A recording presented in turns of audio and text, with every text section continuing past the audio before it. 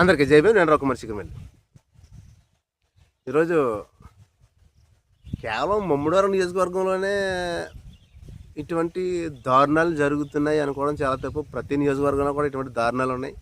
అసలు టీడీపీ ప్రభుత్వం వచ్చిన తర్వాత ఎవరికి కూడా వాళ్ళ ఉద్యోగాల మీద వాళ్ళకి రెస్పెక్ట్ అనేది లేదు. వాళ్ళ విధులు అనేది వాళ్ళు మర్చిపోయారు. మత్తులో ఉన్నారు. ఈ టీడీపీ ప్రభుత్వం వచ్చిన దగ్గర నుంచి ప్రతి గవర్నమెంట్ ఉద్యోగి కూడా మత్తులోనే ఉన్నాడు. మత్తు అదేంటంటే ఇది గత వైసీపీ ప్రభుత్వం నుంచి కూడా ఉన్న సమస్య. ఇది ముమ్మడివరం గవర్నమెంట్ హాస్పిటల్, ముమ్మడివరం సామాజిక ఆరోగ్య కేంద్రం.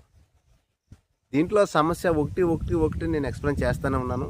ఎక్స్ప్లెయిన్ చేస్తూ ఉండడం వల్ల వాళ్ళ వంతు ఎంతో కొంత దాని పరిష్కార మార్గం అనేది ఆలోచించి పరిష్కరిస్తున్నట్టు నాకు మైండ్లో ఉంది.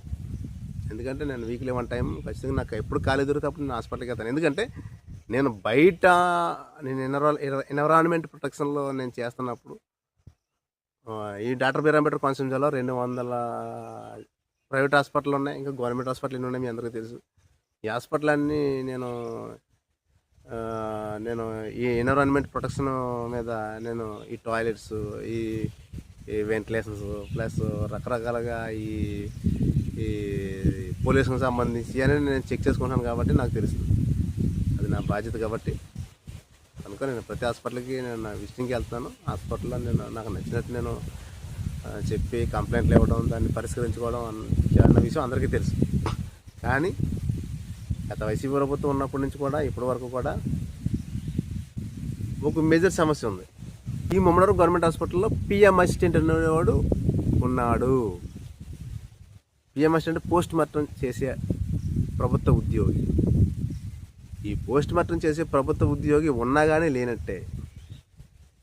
ఎందుకంటే నేను లాస్ట్ 20 డేస్ బిఫోర్ అనుకుంటున్నాను కంప్లైంట్ ఇచ్చాను ఇదే సమస్య గురించి.